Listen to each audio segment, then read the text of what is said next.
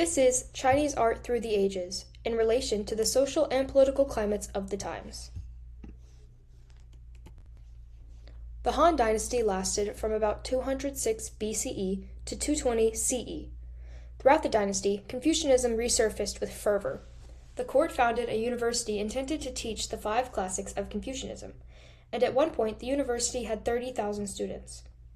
Trade also greatly expanded via the Silk Road during this time. The Han Dynasty is often considered a treasure trove of information for historians. This is due in part to the fact that paper, the first Chinese dictionary, and the first history of China were all created during this time. Like other dynasties, tombs are the largest source of art from this time period. Our first piece is Animal Pen with Figures. This is a great example of Mingqi, also known as spirit objects. These objects were placed in the tombs to accompany the dead in the afterlife. They were usually common household objects or representations of everyday places. This piece shows a pen of goats being tended to by a woman with her child on her hip. It's a great insight into the lives of regular people within the Han Dynasty, as well as the role of women being designated to the estate as a whole. Lastly, it speaks to the widening of the bureaucratic class and their ability to provide for the loved ones in death. Covered Jar. This piece is one of the finest examples of Han-era painting and is also a funerary object. It depicts the relationship between the star Sirius, the brightest star, which was part of a constellation known in China as the Heavenly Wolf, and another constellation known as Bo. The wolf was thought of as unlawful and often represented the Huns, whereas Bo was known to stand for order and thus the protector of China. Bo is always pointed at the wolf, just as China was constantly fending off the Huns. This once again provides evidence for the importance of comfort and honor provided to souls in the afterlife. The painting was there to protect whoever was in the jar, just as Bo always protected China. Tomb panel with relief of figures in a pavilion. This piece provides a view into life at court during the Han Dynasty. One of the figures represents Ziwangmu, the Queen Mother of the West. She was believed to rule over the immortal lands and played a large part in Han funerary traditions. The setting represents Han thoughts about heavenly courts under the influence of Confucianism. Courts were seen as very similar to earthly ones, due in part to the mandate of heaven, which placed the emperor as an intermediary for his people to the heavens. Northern and Southern dynasties. These lasted from 386 to 589 current era. While Buddhism was first introduced to China near the end of the Han Dynasty, it really took hold during the time of the Northern Wei rulers. These early Mongol people took control of northern China using Buddhism as a way to legitimize their rule and control the mostly ethnic Chinese population. In the south, Confucian and Neo-Taoist scholars were more common. They did, however, assimilate some aspects of Buddhism that seemed to go hand in hand with their schools of thought. While Buddhist statues were heavily influenced by India, the Wei also sought to include southern styles, such as the garments that scholar officials would wear. This particular statue exemplifies Gandhara styles, with the sunken eyes, sharp nose, and elaborate robes. The Tang Dynasty. The Tang Dynasty lasted from 618 to 907. The Sui Dynasty laid the groundwork for the Tang to eventually take over and flourish, both politically and culturally. The Tang Empire is thought to be one of the greatest empires in the entirety of the medieval world. The scholar class quickly rose as the new elites, and with them came a blossoming period of intermingling cultures and art unlike any other. Bodhisattva Torso.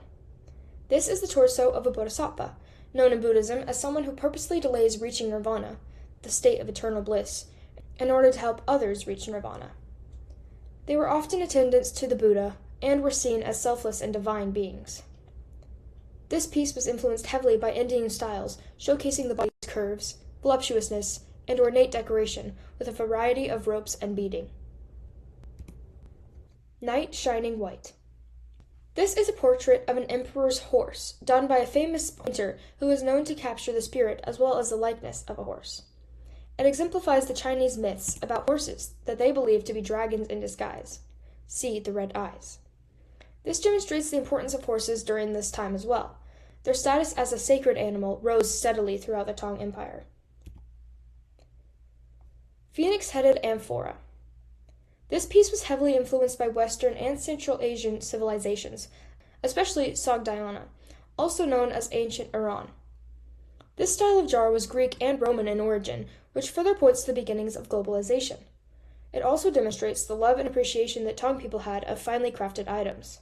It once again points to a flow of cultures and ideas that contribute to the success of the Tang dynasty as a whole. You can also see the archer shooting over his head. This was commonly known as the Parthian shot, and it was very often found in Western pieces. Song Dynasty, 960 to 1279. The Song dynasty can be divided into two periods, the Northern and Southern dynasties. Under the Imperial Painting Academy of the Northern Dynasty, naturalistic and accurate portrayals of life were most valued. While the Southern Song's Imperial Academy also followed the path of naturalism, they saw aesthetics as an equally worthy pursuit. The rise of the civil service examinations, and consequently the scholar official class, also played a role in the changes of art at the time. This piece, for instance, can be seen as both a beautiful naturescape and as a metaphor for good luck on the exams. It can be interpreted as the Chinese phrase, "A triple first gains power," which is a way of wishing success on the three parts of the civil service exams. This message is portrayed through three gibbons raiding an egret's nest. Yuan Dynasty, the Mongols, 1279 to 1368. While the Mongols adopted aspects of Chinese culture and government, they still made it their own. The struggle between Mongols and ethnic Chinese people and customs is shown through the art. Once again, a great deal of art was made for funerary purposes. This was also a time of trade, which allowed for an open flow of ideas across the continent. Portrait of Chabi. This was a memorial portrait of Kublai Khan's favorite wife. While it's a wonderful example of Yuan art and wealth, it was painted on silk. The headdress, or bokta, is especially interesting. Bokta were worn by married women, and in the higher noble classes they were often red, or sometimes even gold. They were most often covered in black felt, but wealthier and more noble women covered theirs in silk. This extravagant display speaks to a number of things, including the great reach of the Yuan Empire, as they most likely had to source materials from the Persian Gulf. It also exemplifies great wealth, as it is not only made of red silk, but also adorned by pearls, jewels, and feathers. Chabi's red robes and bokta were the standard attire for those in the Mongol court, and thus became well known throughout the continent. Caterina Villione's tomb in Yangzhou. This tombstone is evidence of the presence of Western European Christianity in China. The Mongol Empire set a new social hierarchy when they came into power. This hierarchy had Mongols first, followed by foreigners, with ethnic Chinese people bringing up last place. This new system allowed for the spread and integration of foreign customs into China, including religions. While the images depicted on the tombstone are of Christian origin, such as the Virgin Mary and Jesus, there is also a Chinese soldier represented, which further displays the intermingling of Christianity with Chinese culture. This tomb depicts the martyrdom of Saint Catherine of Alexandria, Caterina's patron saint. It shows multiple images of her journey to death, including an executioner dressed as a Chinese soldier.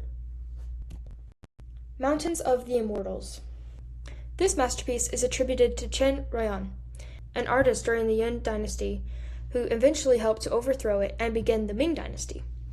This piece is a depiction of the afterlife according to Taoism, a belief system that preaches balance with the universe and everything within it, especially nature.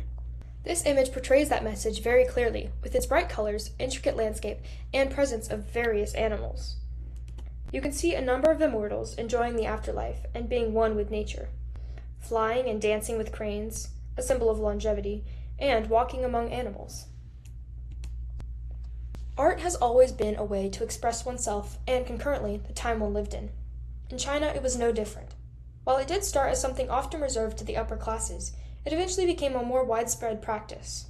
Throughout the ages, art was used to reflect religious beliefs, cultural practices, not just of ethnic Chinese people, but also those they came into contact with through trade, and the political maneuvers of the times.